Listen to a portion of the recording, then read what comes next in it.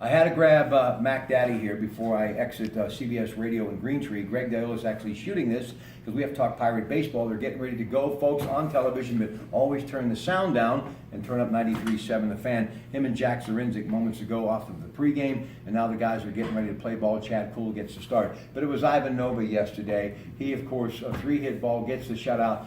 And he's just been on a roll, not from the time he left the Yankees, but he just seems to be really settling in this year, and that's a great sign, especially when Garrett Cole's had so much bad luck. Yeah, and I think the thing that Pirate fans are hopeful for here, Rob, is that Cole's last start was really strong. Jamison Tyone has been a little up and down the last couple of starts, but his downs are never too low.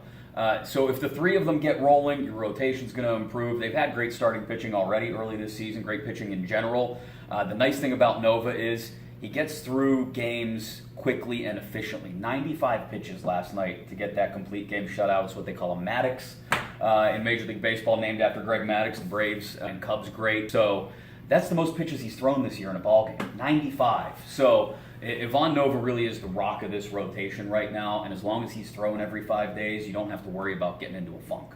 We're going for the sweep today. Nice to see, especially after all of the errors and unearned runs. Yeah, and they've cleaned that up the last couple of days. The first two games of this Marlins series, no errors. They've cleaned up the outfield defense. That was with Osuna in one game. John Jaso starting the last two of this series in right, and they've cleaned up the infield defense. Josh Harrison making a couple of great plays last night to help Nova out at third base, and Gift Ngope has been really solid at second base since he was called up. How much do you make of that? I think there is something to be made of the fact that this guy's worked his tail off for the better part of a decade to get his way up to the major league level, and that he comes from a place where baseball is, forget second or third sport, it's way down the list. I mean, his story is incredible. He literally grew up in the little stone building next to the clubhouse where his mother worked basically as the clubby for a semi-pro team in South Africa.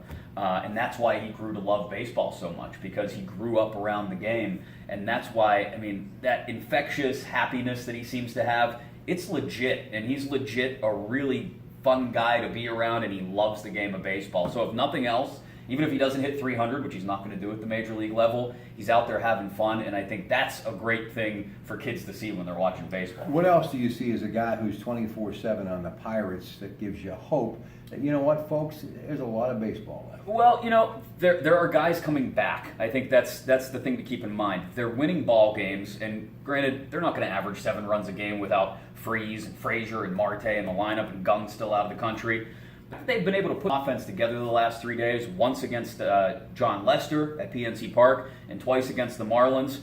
It makes you feel good that, Josh Harrison's hitting well. Josh Bell is starting to pick it up, especially in the power department. Andrew McCutchen slowly coming around.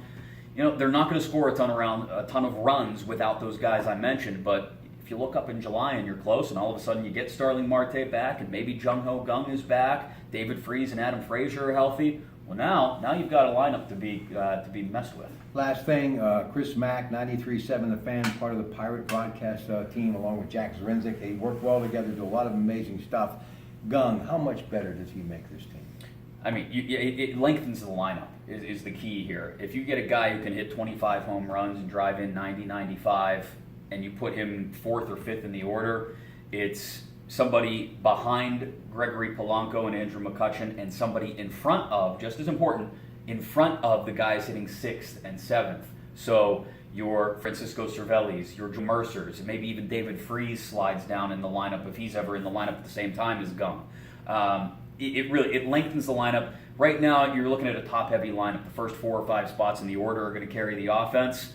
You get him back, you get Marte back, and I don't know if that's going to happen anytime soon. I don't want to give anybody false hope, but if you were able to get that, I mean, you're talking about a lineup then that is 7 deep, and really in the National League that's key because of the pitcher spot. You don't want to give guys too many breaks in the order. Miami today, tomorrow Garrett Cole, Great American Ballpark, 7:10 at Cincinnati. Lots of great games, beautiful weather. Don't forget 1-800-BUY-BUCKS as they come back to PNC Park. You know you're going to want to be there. Have a great day, everybody.